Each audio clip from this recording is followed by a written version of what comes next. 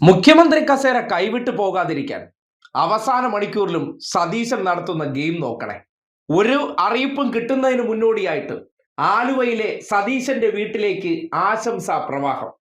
അതെങ്ങനെയാണ് സതീശന് പോലും അറിയാത്ത കാര്യത്തിൽ പൊടുന്നനെ ഇങ്ങനെ ആൾക്കൂട്ടം സൃഷ്ടിക്കുന്നത്?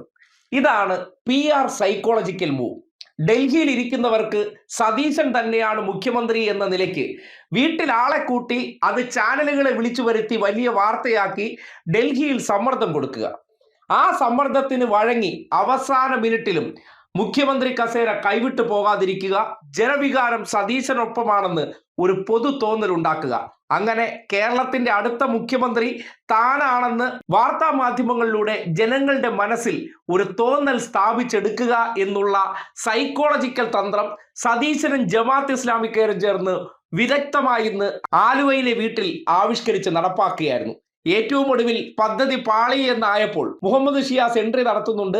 ഡൽഹിയിലിരിക്കുന്ന സതീശന്റെ അപ്പൻ ചിന്തയുള്ളവർ അവർ ഉടനടി ഒന്ന് പ്ലേറ്റ് മാറ്റി. കാര്യം കത്തിക്കേറി വന്ന ആവേശത്തെ ഉടനടി ഡൗൺ ആക്കാൻ വേണ്ടി അവർ നടത്തിയ നീക്കത്തിൽ സകലതും പാളി. അരുൺ, ആലുവയിലെ വീട്ടിൽ നിന്ന് പ്രവർത്തകർ മടങ്ങുന്നു. എന്തുകൊണ്ട്? എന്താണ് ആ സാഹചര്യം? പ്രാധാന്യമുണ്ടോ?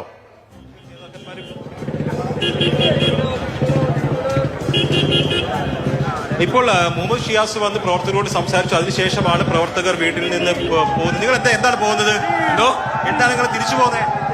അത് പ്രഖ്യാപനം നാളെ എന്നുള്ള സംശയം കേൾക്കുന്നു. അതിന്റെ പേരിലാണ് അല്പം ചിലതിൽ പറയുന്നുണ്ട് അല്പസമയത്തിനുള്ളിൽ.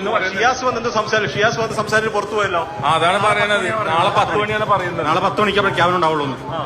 അതാണ് എല്ലാവരും പൊക്കോളാൻ പറഞ്ഞു. എല്ലാവരും പോയിക്കോളാൻ പറഞ്ഞു. നാളെ 10 മണിയാണ് പറയുന്നത്. അതെ, നാളെ 10 മണിക്ക് മാത്രമേ മുഖ്യമന്ത്രി സംബന്ധിച്ച് പ്രഖ്യാപനം ഉണ്ടാവുകയുള്ളൂ. അതുകൊണ്ട് അരുണെ, നേരത്തെ ഭയങ്കര ഒരു ആഘോഷത്തിന്റെ മൂഡായിരുന്നു അവിടെ. ഇപ്പൊ അത്ര ആഘോഷത്തിന്റെ മൂഡില്ലേ? ചെറിയ മ്ലാനതയുണ്ടോ?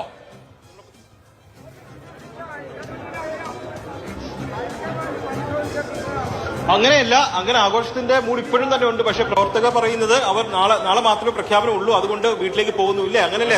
ആവേശം കുറഞ്ഞു. ആവേശം കുറയില്ലല്ലോ. ആവേശം പ്രഖ്യാപനം കഴിഞ്ഞാൽ ആവേശം കുറയണ പ്രശ്നമില്ല. എന്തായാലും അതിനെ പറ്റി ചിന്തിക്കണ ഒരു പ്രശ്നമില്ല. പ്രഖ്യാപിച്ചാൽ നിങ്ങൾ തിരിച്ചു വരും. തീർച്ചയായിട്ടും. ഏത് നോക്കണേ, ചിലതൊക്കെ നമ്മൾ സമ്മർദ്ദ തന്ത്രത്തിലൂടെ പിടിച്ചു വാങ്ങേണ്ടത് എങ്ങനെയെന്ന് സതീശനെ കണ്ടുപഠിക്കണം. സതീശൻ ജമാഅത്ത് ഇസ്ലാമി കൂട്ടുകെട്ട് സൃഷ്ടിക്കുന്ന ചില നാടകങ്ങൾ എത്ര വിദഗ്ധമായിട്ടാണ് മാധ്യമങ്ങളിലൂടെ സർവ്വസാധാരണമായി നടക്കുന്നത് പോലെ നമ്മുടെ ഉള്ളിലേക്ക് കയറുന്നത്.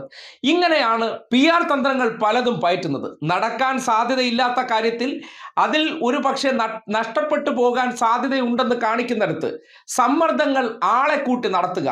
ഞാനാണ് ഏറ്റവും ജനങ്ങൾക്കിടയിൽ സ്വീകാര്യനായ വ്യക്തി എന്ന് ജമാഅത്ത് ഇസ്ലാമി ടീംസിനെ കൊണ്ട് ആലുവയിൽ അവരുടെ കൂടായിട്ടുള്ള ഇടത്ത് പോയിരുന്ന് സതീശൻ ഈ നമ്പർ ഇറക്കുന്നത് അല്ലെങ്കിൽ ഈ തന്ത്രം പയറ്റുന്നതും കോൺഗ്രസിന്റെ ദേശീയ തലത്തിലും അല്ലെങ്കിൽ സംസ്ഥാന തലത്തിലുള്ള നേതാക്കന്മാർ മനസ്സിലാക്കേണ്ടത് ഈ കാപട്യം കണ്ടെന്ന് നിങ്ങൾ ചാടിപ്പോകരുത്. കേരളത്തിൽ ജമാഅത്ത് ഇസ്ലാമിക്കാർക്കുണ്ടാകുന്ന വികാരം ഈ നാട്ടിലെ ജനത്തിന്റെ വികാരമായി എങ്ങനെയാണ് അഡ്രസ് ചെയ്യാൻ പറ്റുന്നത്? ഒരിക്കലും ഇത് ജനത്തിന്റെ വികാരമല്ല, സതീശൻ ജമാഅത്ത് ഇസ്ലാമി ടീമിന്റെ വികാരമാണ് ഈ പ്രകടിപ്പിക്കുന്നത്. ഇതിനെ സംസ്ഥാനത്തൊട്ടാകെയുള്ള ജനത്തിന്റെ വികാരം എന്നുള്ള നിലയ്ക്ക് മാധ്യമങ്ങളിലൂടെ അവതരിപ്പിക്കുന്ന ആ കുഴിഞ്ഞ ബുദ്ധി ഉണ്ടല്ലോ, അതിനെക്കുറിച്ച് നിങ്ങൾ കൃത്യമായിട്ട് മനസ്സിലാക്കുക. തനിക്ക് കൈമോശം വരാതിരിക്കാൻ എല്ലാ അടവും പഴുതടച്ച് പയറ്റുന്ന തന്ത്രമാണ് സതീശൻ നടപ്പാക്കുന്നത്. സതീശന്റെ ഉദ്ദേശം ഒരു 2 ദിവസം കൂടി ഇതുപോലെ ആളെ കൂട്ടി അവസാനം നടക്കില്ല എന്ന് കണ്ട് ഇവർ മടങ്ങി പോകുന്നത് വരെ പ്രഖ്യാപനം വൈകിക്കുന്നതാണ് നല്ലത്. അതിനപ്പുറത്തേക്ക് മുഖ്യമന്ത്രി സ്ഥാനം എവിടെ തുടങ്ങി പല ക്യാമ്പയിനുകളും ഇവർ തന്ത്രപൂർവ്വം സമ്മർദ്ദം ചെലുത്താനായിട്ട് മാധ്യമങ്ങളിലൂടെ നിങ്ങളുടെ മുന്നിലേക്ക് എത്തിക്കും, സോഷ്യൽ മീഡിയയിലൂടെ എത്തിക്കും. അതിനൊന്നും വഴങ്ങി കൊടുക്കേണ്ട കാര്യമില്ല. ഇമാതിരി പരിപാടിക്കൊന്നും ഒരു കാരണവശാലും AICC വഴങ്ങിക്കൊടുക്കരുത്.